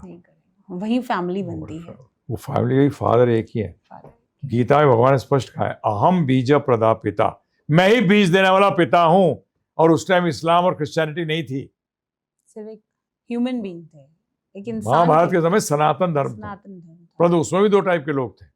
भगवान ने गीता में कहा है 2 टाइप के लोग होते हैं दुनिया में, सिर्फ एक एथीस्ट, एक थीस्ट, बस, तीसरा कोई नहीं है। इन सबको समझना मतलब इतना आसान नहीं है। आज मैं आपके साथ बैठी हूँ तो मैं, it's an eye opener for me also, क्योंकि हम भी एक इस जनरेशन में कलयुग के ही लोग हैं जहाँ एथिस्ट और इन सब चीज़ों के बारे में सुना जाता है। और इन सब पुरानी बातों को या तो इनको स्कूल में पढ़ाया जाना चाहिए, जो कि हमारे स्कूल सिस्टम में नहीं है। बिल्कुल सही कहा आपने, बिल्कुल सही कहा है। ये चीज़ शास्त्र भी कहते हैं 5 साल की उम्र से शुरू हो जानी चाहिए। जब ABC हमें सिखाते हैं वो हमें जिंदगी भर याद रहती है। लेकिन आज के परिवारों में, आजकल छोटे परिवार हैं, सबको काम करना है, पैसे कमाने हैं, बच्चे पालने हैं, तो इन चीजों के लिए तो वक्त रह ही नहीं गया है। आप सही कह रही हैं। जब हमने, बड़ा स्पष्ट आदमी हूं मैं, जब ये मैं आज कहता हूँ कि पति और जब लड़का लड़की शादी करें, उन दोनों पहले दोनों डिसाइड कर लें कौन काम करेगा। एक करेगा, एक नहीं करेगा। क्योंकि जब दोनों काम करते हैं तो एक्चुअली वो नेसेसिटीज के लिए नहीं करते, आवश्यकताओं के लिए नहीं करते, वो लग्जरी के लिए करते हैं। दोनों तरफ से पैसा आएगा, परंतु वो रियलाइज नहीं करते। इस चक्कर में एक घर का जो नौकरी मिल सकती थी या वो काम कर सकता था, वो घर भूखा जा रहा है। सही बात है, गलत बात है? मैंने कहा था 1 मिनट के अंदर अनएम्प्लॉयमेंट खत्म कर सकता हूँ, 1 मिनट में। पहले सबको ऐसा बड़ा दिल का होना पड़ेगा। मैं नहीं कह रहा कि लड़की काम करे या लड़का काम करे, मैं तो दोनों डिसाइड कर लें। मैं अभी एक जगह पे कर रहा था चर्चा, तो वहाँ कई माताओं ने एग्री किया, यंगस्टर्स थी, वो बोलते यू आर राइट कि अगर हकीकत में हम देखें तो हम किसी का एक परिवार का खाना खा गए। हम तो अपने मजे के लिए कर रहे हैं कि हमारे बड़ा घर होगा, उसके बाद तो बेचारे के पास छत भी नहीं है। दूसरी चीज बताऊं, हमारे शास्त्र क्या कहते हैं? 50 साल की उम्र में रिटायरमेंट। मैंने कहा 50 साल में रिटायरमेंट। अगर पिताजी 65 साल की उम्र में रिटायर होते हैं तो वो अपने बच्चे की नौकरी खा गए। तो कई बार लोग कहते हैं अपने की कहाँ खाया मैंने किसी और के बच्चे की खाया ना, और उसका पिता तेरे बच्चे की खा रहा है। खा तो रहे हो, क्योंकि वो 25 साल की उम्र में तैयार हो गया नौकरी के लिए। पिताजी को 50 साल में रिटायर हो जाना चाहिए, तो इसको नौकरी मिल गई। अब वो 65 साल में जाके रिटायर होता है, तो 15 साल बच्चा बगैर नौकरी के रह गया। 25 से 15 ऐड करना, कितना हो गया? 40 ईयर्स। 40 ईयर्स में वो किसी लायक रहता नहीं है, उसको नौकरी मिलती है। और ये और होगा, जैसे AI आती चली जाएगी तब तो नौकरियां और चली जाएंगी, और कम हो जाएंगी, और ये लोग और उसका रिटायरमेंट एज बढ़ाते जा रहे हैं, जो कि आज प्रेजेंट जनरेशन इस चीज को देख नहीं रही है। क्योंकि इतने सारे हमारे भगवान हैं और लोगों को नहीं पता कि राम का क्या महत्व है तो कृष्ण का क्या महत्व है। क्या डिफरेंस है इन दोनों में, किस तरीके से इनको पूजा जाता है? पहली बात तो बहुत भगवान नहीं है। जैसे आप हैं, आप अभी पॉडकास्ट करा रही हैं, घर पे मदर भी हैं, किसी की बेटी भी है ना जी, बहन भी हैं, किसी की हो सकता है बुआ भी हो, मासी भी हो, है ना। अलग अलग है कि एक ही है? मैं तो एक इंसान, एक ही है, परंतु रिश्ते बहुत है। परंतु सब जगह जब आप डील करती है एज अ बेटी अलग है, एज अ पत्नी अलग है, एज अ माँ अलग है, परंतु हो एक ही। इसी हर जगह तरीके आपका से जो रूप होता है वो एक अलग बन जाता है। इसी तरीके से जब ध्यान से सुनिएगा, देवी देवता हैं, देवी देवता भगवान नहीं है। जितने विष्णु अवतार हैं ये सिर्फ भगवान है। ये भगवान कृष्ण के अलग अलग रूप हैं। राम जी हैं और कृष्ण भगवान में कोई भेद नहीं है। सिर्फ किसका भेद है? लीला का। लीला का मतलब होता है ड्रामा। जैसे आप में, आप एज पत्नी, एज बेटी, एज मां सेम है, सिर्फ कार्य लीला आप ड्रामा अलग अलग प्ले कर रही हैं। इसी तरीके से राम जी, कृष्ण भगवान, विष्णु, नारायण, वरा, हर नरसिंह देव जी, ये सब सेम तत्व है, सेम है, doing different different activities, different लीलास। पर देवी देवता नहीं। इंद्र देवी देवता है, गणपति जी देवी देवता है, ये क्लियर करिए। शनि देवी देवता है। शनि जी की तो टांग टूटी हुई है, किसने तोड़ी? रावण ने। तो रावण बड़ा हो गया ना शनि से, टांग तोड़ी, परंतु रावण को मारा किसने? राम जी ने। तो राम जी की करो ना भक्ति, शनि जी की क्यों करते हो? क्यों टाइम वेस्ट कर रहे हो? बताइए आप मुझे। शनि जी से तो बहुत स्ट्रांग था रावण, और रावण से स्ट्रांग थे राम जी। राम जी ने मारा रावण, तो राम जी की भक्ति करो ना। ये है सिर्फ। तो राम जी की भक्ति आसान है या कृष्ण जी की भक्ति आसान है? दोनों एक ही तो हैं, दोनों एक हैं, क्योंकि आपको उनकी आज्ञा का पालन करना है। क्या करना है? भक्ति का मतलब समझिए, चमचा नहीं बनना। चमचे में और भक्त में फर्क होता है। चमचा वो होता है जो अपना काम निकालता है, और भक्त वो होता है जो अपने स्वामी की आज्ञा का पालन करता है। हनुमान जी के हनुमान चालीसा पढ़ते हैं लोग, उसमें कहते हैं राम काज करबे को आतुर। राम की काज का मतलब राम की आज्ञा करने के लिए आतुर रहते हैं, इसलिए हनुमान जी भक्त हैं। ये समझिए इस बात को। अधिकतर लोग शिव जी, दुर्गा जी, इनके चमचे हैं, भक्त नहीं है। इनकी आज्ञा जानते हैं, तो इसलिए आपको राम जी की आज्ञा जाननी है, भगवद गीता पढ़िए। कृष्ण सब भगवान mentioned है। एक ही है, उसको सब मेंशन है जो वो चाहते हैं। क्या प्रॉब्लम है, जानिए भगवद गीता। देखिए पढ़ने से नहीं आएगा, पढ़ने में आप छोड़ दोगे। आप ये हमने जो आपको कोर्स बताया, इस जी, कोर्स को जी। लीजिए, उसको सुना है। उसको सुन लीजिए, फिर पढ़िए, देखिए आपको कैसे समझ आएगा। जैसे बच्चे को भी कहते हैं पहले सुन ले क्लास में, फिर आके रिवीजन कर किताब में, और फिर उसको लिख फिर देख। हाँ। और उसको अपने जीवन में उस तरीके से पालन करना भी जरूरी जब भी शास्त्र पढ़ने की तरीका बताऊं, इसको कहते हैं दुआ। जी। DUA। डी का मतलब डिस्कवरी, क्या डिस्कवर किया। यू का मतलब अंडरस्टैंड, क्या अंडरस्टैंड किया। ए का मतलब एप्लीकेशन। जब ये कंप्लीट होता है तभी कोई चीज कंप्लीट होती है। इसलिए जब शास्त्र पढ़ो तो इसको दुआ इस को तरीके follow से। करो। दुआ को फॉलो करना, मुझे ऐसा लग रहा है जिस तरीके से आपने मुझे बताया, हाँ। मुझे भी समझ आई है कि हाँ। किस तरीके से शास्त्र बिल्कुल। को पढ़ना चाहिए। चाहिए। एक मंत्र है, हरे कृष्णा कृष्णा कृष्णा हरे हरे, हरे राम राम राम हरे हरे।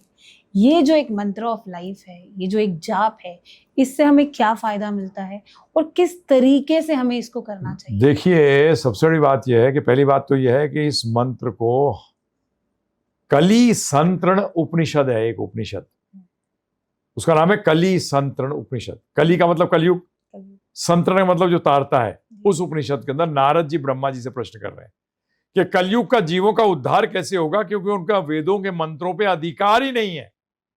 तब ब्रह्मा जी ने कहा हरे कृष्ण कृष्ण कृष्ण हरे हरे, हरे राम राम राम हरे हरे, इति षोडशकम नाम नाम। ये जो 16 नाम है, कली कलमश नाशनम, कलयुग के अंदर जितना गंदगी है सबको नाश करेंगे। आपका पाप, आपके दुख, सब कुछ। ना तह परोत्रोपाय, ना पर उपाय, इससे ना ऊपर उपाय नहीं है। सर्व वेदेषु दृश्यते, सर्व का मतलब सारे वेदों में दृष्टि डालने पर भी लाभ साफ कह दिया कि सारा जो जीवन में नहीं होना चाहिए वो सब खत्म हो जाएगा।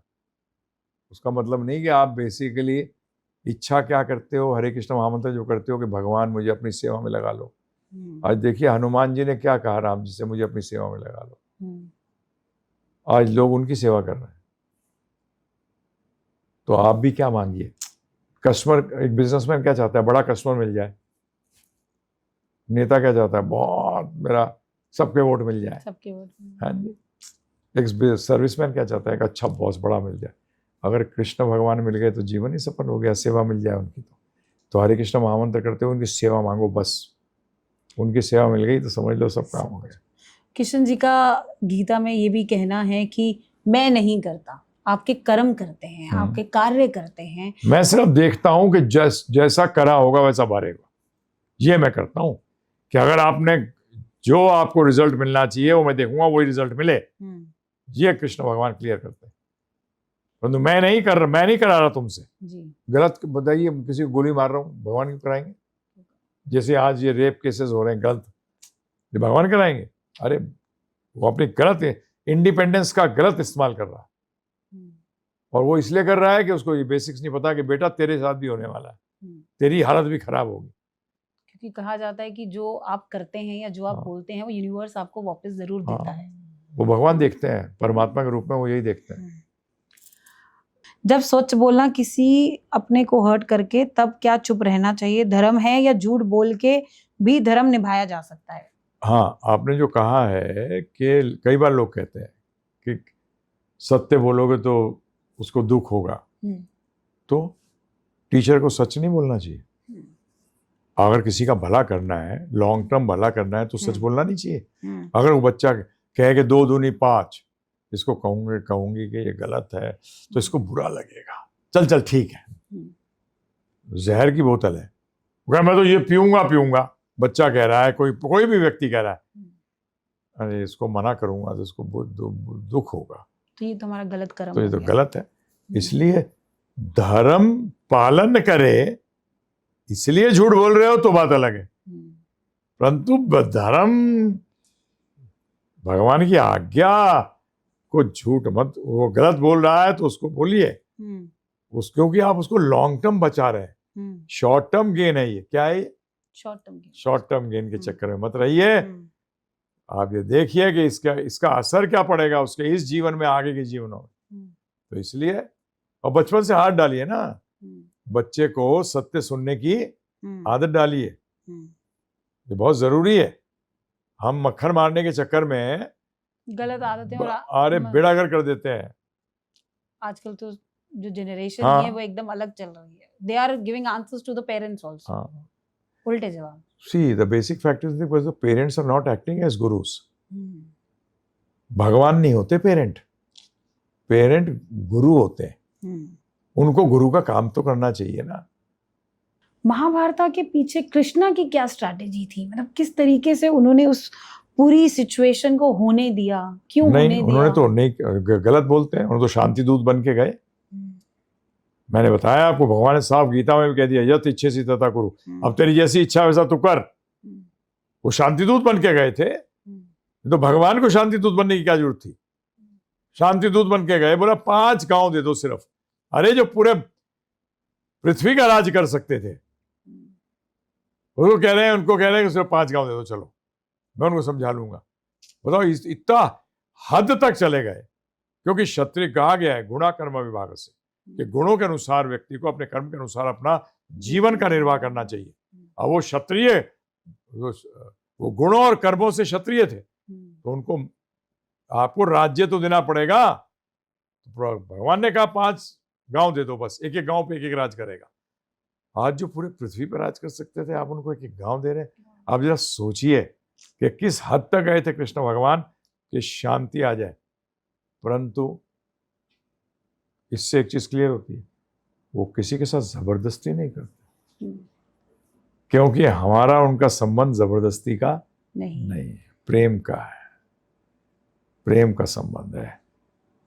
उनके लिए तो दुर्योधन भी सेम था, अर्जुन भी सेम था, दोनों आत्माएं थी। क्या थी?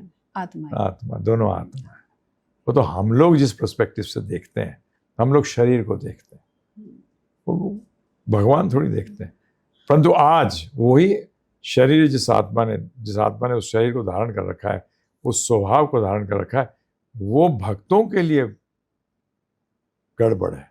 परंतु भगवान ने ये भी कहा है कि मैं भक्तों की रक्षा करने आता हूं, तो हमें भक्तों के लिए एक एटमॉस्फेयर भी तो बनाना पड़ेगा ना।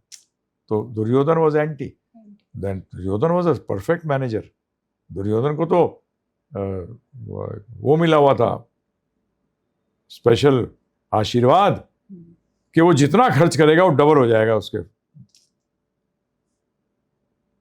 उसके अंदर पैसा जो है, जो भी स्पेंड करेगा धन, वो डबल हो जाएगा। उसके पास तो कोई, और बड़ा जबरदस्त मैनेजर था। रावण भी बड़ा जबरदस्त मैनेजर था। अरे सोने की लंका बना दी सबके लिए, ये थोड़ी उसका सोने का महल उसी का था, पूरी लंका सोने की थी सारे। परंतु गड़बड़ यही थी कि भगवान की आज्ञा नहीं पालन कर रहा था, और इसमें वो घमंड और वो मैं आ गई। जो भगवान की आज्ञा पालन नहीं करेगा, उसमें मैं और घमंड होगा ही होगा। क्योंकि एक भगवान कृष्ण का, राम जी का दास ही अपने आप को दासों का दास समझता है, बाकी तो घमंड आएगा ही आएगा। देयर इज ओनली 2 विकल्प हैं, या तो दास बन जाओ या घमंडी बन के जीवन बिता लो, दूसरों को भी तंग करो। कहा जाता है कि जो होता है अच्छे के लिए ही होता है। गलत क्या है। ये फिर एक समर्पण है या हेल्पलेसनेस है हमारा? हेल्पलेसनेस। जो होता है अच्छे के लिए होता है। ऐसे कैसे? बताइए आप मुझे। आज रेप हो रहे हैं, अच्छे के लिए हो रहे हैं? किसने कह दिया है? आज लोग इतने वायलेंट हो गए हैं, रोड रेज हो रही है इतनी ज्यादा, किसने कहा अच्छे के लिए हो रहा है? ये बेकार की बात है, कहीं भगवद गीता में नहीं है। पता नहीं कौन कौन उड़ाता है, क्या क्या उड़ाता है। अगर भगवान की भक्ति हो रही है, आपको भक्ति मिल रही है, तो सब कुछ हो रहा है, अच्छा हो रहा है।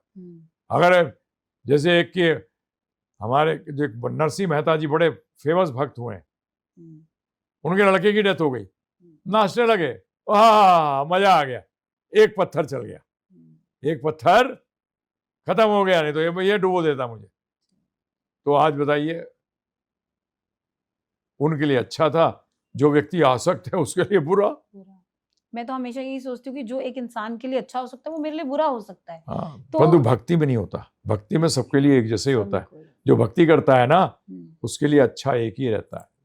ये मटेरियल वर्ल्ड को भी कहते हैं रिलेटिव वर्ल्ड है, सापेक्ष है। ऐसा जैसे आप कॉइन उछालते हैं, आप कहो मुझे तो हेड ही हेड चाहिए, बेटा हेड लेगा तो टेल भी मिलेगी। मिलेंगे वक्त पलटेगा तो जरूर। इसीलिए आप जब भौतिक मजा करते हैं ना तो समझ लो दुख भी आएगा। जितना ज्यादा मजा करोगे उतने ज्यादा दुखी होगे। सुख में नहीं है ऐसा। आनंद जो है ना, जो भगवान के साथ जोड़ने में आनंद आता है, उसका ऑपोजिट दुख नहीं है। नहीं। इसको कहते हैं रिलेटिव वर्ल्ड, उसको कहते हैं एब्सोल्यूट वर्ल्ड। इसीलिए हम वहाँ के हैं, यहाँ के, हम कहते हैं ना, हम यहाँ के बाशिंदे नहीं हैं, हम तो वैकुंठ के बाशिंदे हैं। कृष्ण जी हमेशा ये भी कहते हैं कि हमें सिचुएशन को लेट गो कर देना चाहिए, क्योंकि ऐसी डिफिकल्ट सिचुएशंस आती हैं कई बार हमें लगता है कि हम सब ठीक कर दें, नहीं, बट वो हमारे हाथों में नहीं होता। ये भी गलत है, क्योंकि अर्जुन भी यही कह रहा था। अर्जुन कह रहा था लेट गो, क्यों लड़े वड़े, मूर्ख वाली बात करता है। अर्जुन ने तो लेट गो कर दिया था। ये सुसाइड करने वाले क्या है, लेट गो कर देते हैं। No face. अर्जुन ने भी उसी तरीके से लेट गो किया। हाँ, फेस करो, बाईपास मत करो, सिचुएशन को फेस करो, क्योंकि सिचुएशन आपको छोड़ेगी नहीं जब तक आप उसको फेस करके खत्म नहीं करते। तो भगवद गीता में सिखाती है how to face any situation. But जब सुसाइड की आपने बात करी तो मुझे लगता है एक नॉर्मल इंसान नॉर्मल सेंसेस में सुसाइड कर ही नहीं सकता। वो क्या एक दिमाग में ऐसी चीज आती है कि उसको लगता है कि मेरी जिंदगी खत्म हो गई। नहीं, वो बेसिकली चक्कर क्या है कि वो अपने आप को, अगर शुरू से सिखाया जाता होता कि वो आत्मा है, शरीर नहीं है, तो वो समझ जाता कि मैं अगर आज सुसाइड करूंगा तो मेरी हालत और खराब होगी। अगर वो आध्यात्मिक विज्ञान को जानता है, जो कि बताता है कि डेथ के बाद क्या होता है, तो suicide is the worst death. उसके बाद इतनी बुरी हालत होती है, क्योंकि ये स्थूल शरीर तो खत्म हो गया, परंतु जो अगला मन, बुद्धि और अहंकार, झूठा अहंकार, ये तो आत्मा को लेकर दूसरे शरीर में जाते हैं। तो दुख होता किसको है, शरीर को थोड़ी होता है, मन को। और मन का मरा, मन तो जिद्दा का जिंदा है। तो ये सुसाइड करने वाले मूर्ख हैं। अरे फेस करो, परंतु फेस कैसे करें? भगवत गीता जैसा ज्ञान ही नहीं है उनके पास जो इंटरनली उनको स्ट्रांग कर दे। भगवत गीता का ज्ञान आपको इंटरनली स्ट्रांग करता है, क्योंकि पिछले जन्म के कर्मों के अनुसार हो सकता है एक्सटर्नली फेलियर्स आए लाइफ में, परंतु वो डरता नहीं है फेलियर से। बट आजकल की जो जनरेशन है वो प्रेजेंट डे में बिलीव करती है और रिजल्ट ओरिएंटेड बिलीव करती है। और कृष्ण जी भगवत गीता में बोले थे कि कर्म करो, फल की इच्छा मत करो। हाँ बिल्कुल। तो यहाँ पे तो आजकल कोई वेट करना ही नहीं चाहता। तो देखिए उनकी हालत क्या है। अगर आज में विश्वास करते हैं तो झूठ बोलते हैं, फिर टेंशन क्यों है? अरे अजीब बात करते हैं आजकल के जो युवा वर्ग है, बिल्कुल अलग अजीब बात करता है। जो आज में जीता है उसको कभी टेंशन हो ही नहीं सकती, क्योंकि टेंशन का, आप जानते हैं टेंशन का अर्थ क्या है? बहुत अच्छा एक मुझे डॉक्टर ने बताया था 4 शब्दों में,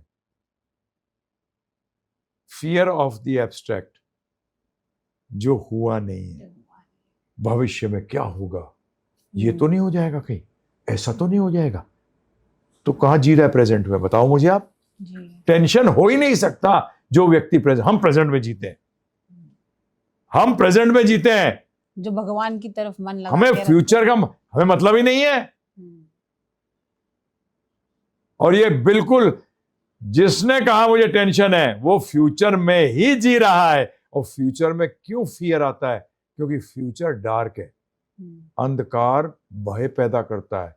अंधकार का मतलब क्या होगा पता नहीं। अरे पुरानी कहावत है भाई, तो नाई कितने बाल हैं, अरे काट रहा हूं सामने आ जाएंगे। इसी तरीके से टेंशन का मतलब यही है।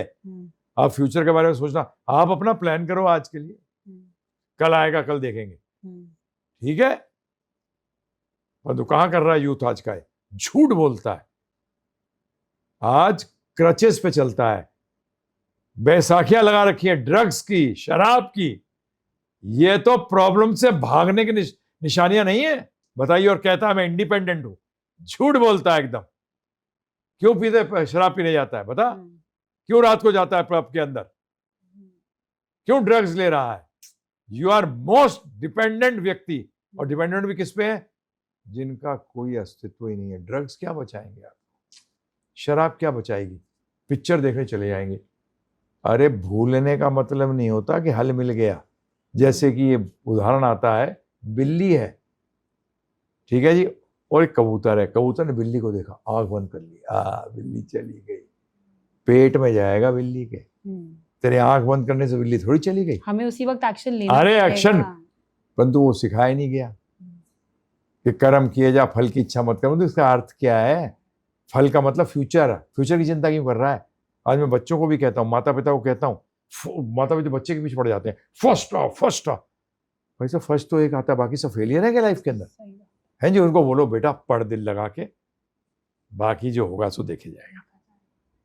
हाँ, परंतु कोटा के अंदर देखिए कितने लोग सुसाइड करते हैं। हमारे एक जान पहचान का है, वो मैं 20 साल पहले की बात कर रहा हूँ। उसके पेरेंट्स प्रोफेसर राजस्थान यूनिवर्सिटी के अंदर, दोनों हस्बैंड वाइफ।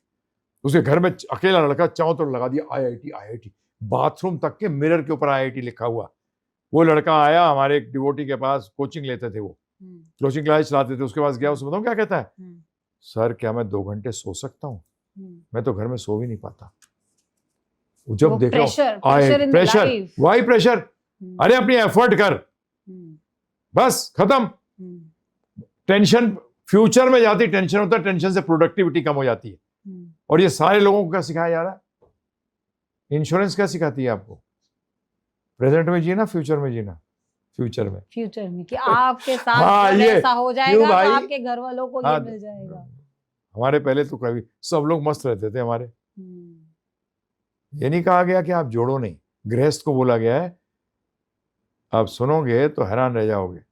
आपकी जो सैलरी है ना, इनकम हो, उसमें से 25% बचाओ।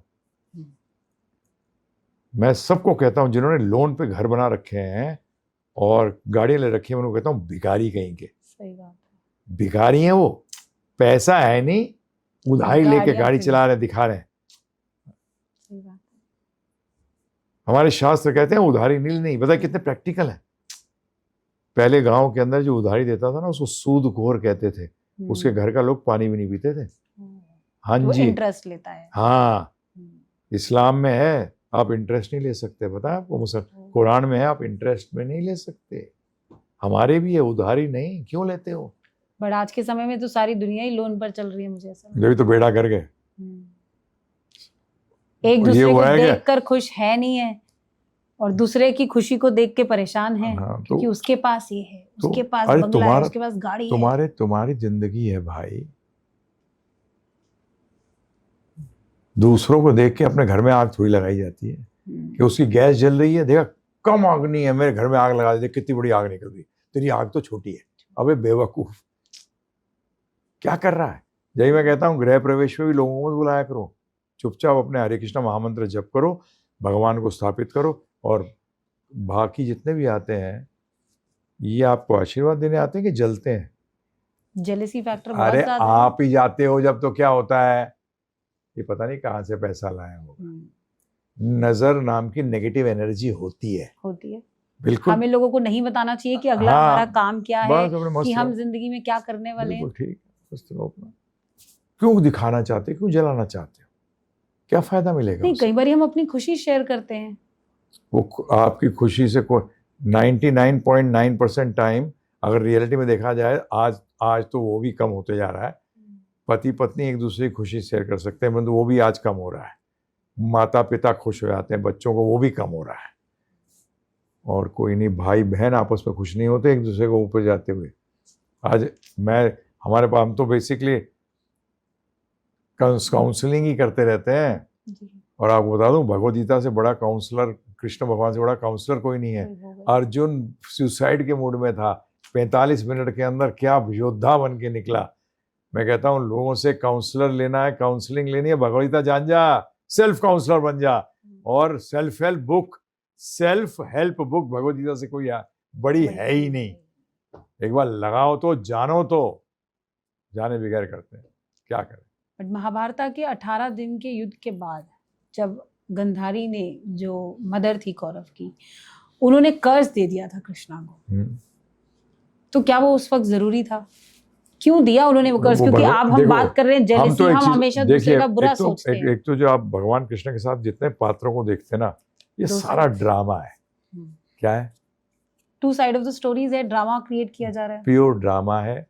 भगवान के साथ कुछ संग कर ही नहीं सकता, और भगवान जब तक नहीं चाहे जब तक कुछ हो नहीं सकता। जब उनके साथ जब लीला चल रही होती है ना, तो गंधारी जी ने जो भी किया, जो श्राप दिया, वो सब कृष्ण भगवान ने चाहा, क्योंकि वो चाहते थे कि उनके जाने के बाद कोई यादव नहीं बचे, क्योंकि यादवों के गुरु थे। Because they were so powerful, because they are the family of Krishna.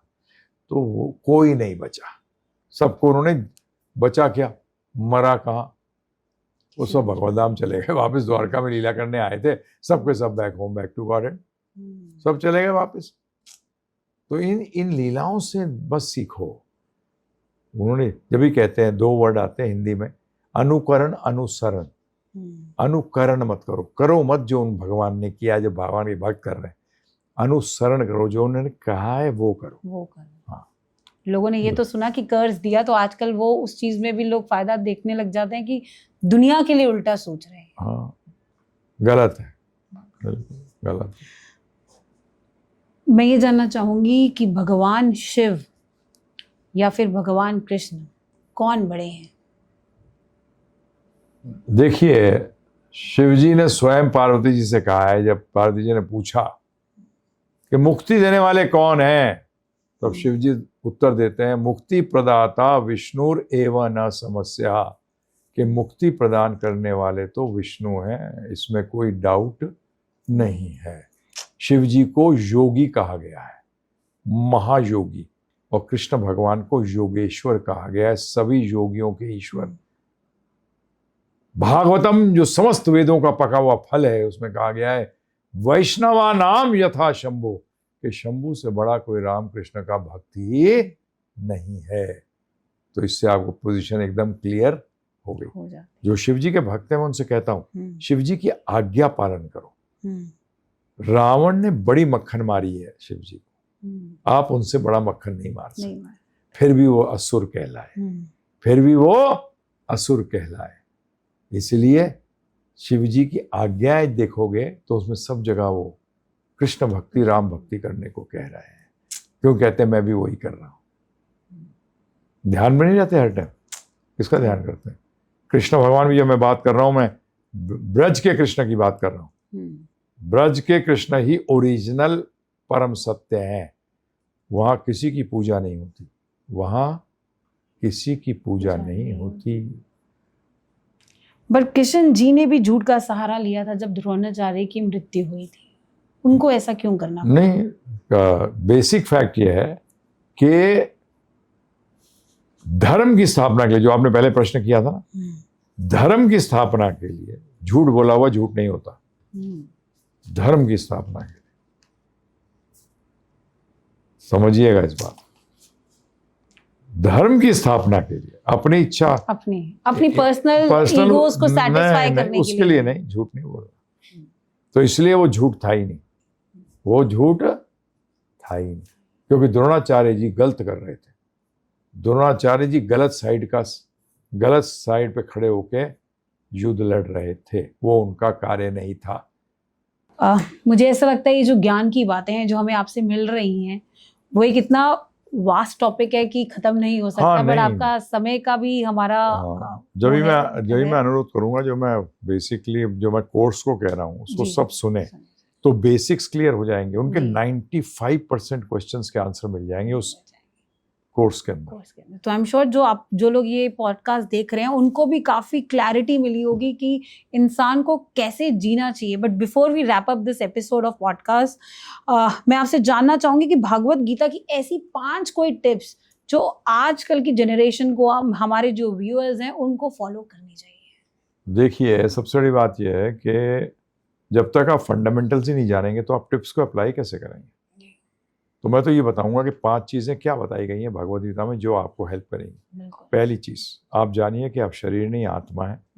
आप एक स्पिरिचुअल जर्नी में हैं, मटेरियल जर्नी पे नहीं। मटेरियल जर्नी आपकी जीरो होगी, आप बैंकरप्ट हो जाओगे एंड में, परंतु आत्मा की जर्नी कभी खत्म नहीं होती। इसलिए आप प्लीज फॉर गॉड सेक सिर्फ मटेरियल जर्नी में मत लगिए, आत्मा की जर्नी में लगिए। ठीक है जी। दूसरी चीज, आप जो करोगे आपको वैसा रिजल्ट मिलेगा। तो इसलिए आप जो भी करते हो, जो कर्म करते हो, उसको समझिए। कर्म भी 3 प्रकार के होते हैं, कर्म, विकर्म, अकर्म। आप समझते हो कर्म एक ही वर्ड है, एक वर्ड नहीं है। ठीक है जी। तीसरी चीज, भगवान ने गीता में बड़ा स्पष्ट रूप में कहा है कि जो भी कुछ करो वो मेरे को संतुष्ट करने के लिए करो। भगवान कृष्ण कह रहे हैं जिससे कि मेरे संतुष्टि के लिए करो। क्यों? उनकी खुशी इंपॉर्टेंट है? नहीं, वो खुश हैं ऑलरेडी, तो उनको खुश करना बड़ा आसान है। आपकी भला होगा इसमें, क्योंकि जब आप उनको खुश करना चाहते हैं तो एक्चुअली भरे हुए ग्लास में पानी डालोगे तो आप ही को तो पानी वापस आएगा। तो इसीलिए आप जब उनको खुश करना चाहोगे तो आपको उससे इनफाइनाइट ज़्यादा खुशी मिलती है जितना आप उनको खुश करना चाहते हो। अगली चीज़ जो टिप है इसी का भगवद गीता का, कि भगवान कहते हैं कि इसको जानो, इस नॉलेज को, इस नॉलेज को जानने से आपके जीवन के अंदर सुख आ जाएगा। कितना इंपॉर्टेंट टिप है ये। अगली चीज, फ्यूचर में मत सोचो, प्रेजेंट के लिए जो आप बात करते हो अगर सच में करते हो तो आत्मा के बारे में सोचो कि मेरा प्रोग्रेस क्या हो रहा है। मटेरियल तो आप फिक्स करके आए हो, जिसको आप डेस्टिनी कहते हो, लक कहते हो, ये ऑलरेडी फिक्स्ड है। तो इसमें टेंशन मत करो, कभी कोई चीज आएगी कभी जाएगी, उसको एज ए ऑब्जर्वर देखो। क्या? एज अ ऑब्जर्वर देखा, बस। अटैच मत हो, अटैच हो जाते हो ना तो आप अपनी प्रॉब्लम भी सॉल्व नहीं कर पाते, वो इमोशनली कनेक्ट हो जाता है, बस वही टेंशन स्टार्ट यू हो जाती है। Become not the solver of the problem, you become part of the problem. Mostly this happens. So इसके लिए क्या है, when you take spiritual knowledge, जब आध्यात्मिक ज्ञान लेते हो आप, तो आप ऑब्जर्वर बनना सीखते हो। जब आप खुद ही देखिए, किसी और की प्रॉब्लम आती है 2 मिनट में सॉल्व कर देते हो, अपनी प्रॉब्लम होती है कंफ्यूज रहते हो, क्योंकि आप अटैच हो जाते हो प्रॉब्लम के साथ। दूसरी के प्रॉब्लम के साथ आप ऑब्जर्वर की तरह देखते हो, तो अपनी प्रॉब्लम को भी ऑब्जर्वर की तरह देखो, देखिए। परंतु ये किससे आएगा? जब तक आप भगवद गीता का स्पिरिचुअल नॉलेज नहीं लेंगे, इस प्लेटफॉर्म को लाना बहुत मुश्किल है। और महाभारत की भी हम बात करेंगे, तो ऐसी कौन सी 3 चीजें जो कलयुग के लोगों को महाभारत से सीखनी चाहिए?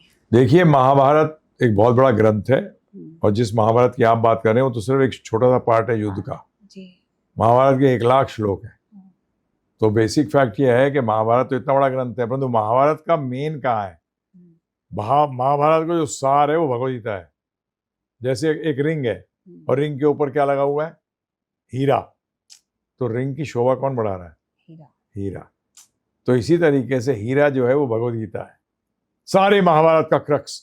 एक्चुअली महाभारत भगवान ने कराई इसलिए थी कि भगवद गीता बोल सके, और वो भी किसको? अर्जुन को। अर्जुन ब्राह्मण नहीं है, अर्जुन सन्यासी नहीं है, वो गृहस्थ है, जी रहा है जीवन है, प्रिंस है वो। किसी को साधु को नहीं ढूंढा उन्होंने, पेड़ के नीचे नहीं बताया, युद्ध क्षेत्र में बताया। सब लोग युद्ध ही तो कर रहे हैं। तो इसलिए आपको अनुरोध है कि ये भगवद गीता का ज्ञान लें। तो इस कलयुग में एक इंसान को किस तरीके से भक्ति करनी चाहिए, इमीडिएटली कैसे करनी चाहिए? भक्ति स्टार्ट होती है हरे कृष्ण महामंत्र से। इसको जप करना शुरू करिए, उच्चारण करिए, कान से ध्यान से सुनिए। मन, मुंह और कान के बीच में इन दोनों कनेक्ट कर दिए, भागेगा नहीं, मन को कंट्रोल करना आना शुरू हो जाएगा। और ये भगवद गीता का ज्ञान लीजिए और जीवन में लगाइए। बहुत बहुत मतलब धन्यवाद आपका। राधा राधा कृष्ण कृष्ण, कहीं ऐसी बातें हैं जो रह गई हैं, मे बी एक और पॉडकास्ट आपके साथ करने का मौका मिलेगा तो जरूर givegita.com/ask पे डाल दीजिए, हम फ्री में आंसर करते हैं। चलिए, ये तो बहुत ही आसान है कि जिस तरीके से ये फ्री नॉलेज दे रहे हैं हम लोगों को, और वो नॉलेज गेन करना हमारा कर्तव्य हुई होना चाहिए, एक हमारी रिस्पॉन्सिबिलिटी है। आज हम खुद और जो नेक्स्ट जनरेशन है, जो हमारे बच्चे हैं, आगे आने वाली जनरेशन है, उनको भी ये सब सिखाना बहुत ज़रूरी है, क्योंकि ये कलयुग का समय है, बहुत ही कठिन समय है। और इस चीज़ से निकलने के लिए जो महाराज जी का कहना है, जो गुरु जी का कहना है, वो यही है, भगवद गीता को ज़रूर पढ़ें, सुने और उसको अपने जीवन में ज़रूर लेकर आए। मैं आप लोगों को बोलना चाहूँगी कि इनका जो पूरा नाम है डॉक्टर वृंदावन चंद्र दास। ज़रूर इनको इंस्टाग्राम पे भी फॉलो करें, इनका यूट्यूब चैनल भी फॉलो करें। कहीं ना कहीं जो आपकी कठिनाइयाँ हैं वो उसका सोल्यूशन आपको वहां मिलेगा जब आप इनको फॉलो करने लग जाएंगे। And that's all for the today. Thank you so much sir, आप हमारे शो कॉफी अनफिल्टर्ड में आए। Thank you. जरूर अगर आपकी कोई भी क्वेरी है आप जरूर कमेंट बॉक्स में भी डालेंगे, आई एम श्योर ये उस पर भी जवाब देंगे। आप सबका इस पॉडकास्ट को देखने के लिए बहुत बहुत धन्यवाद।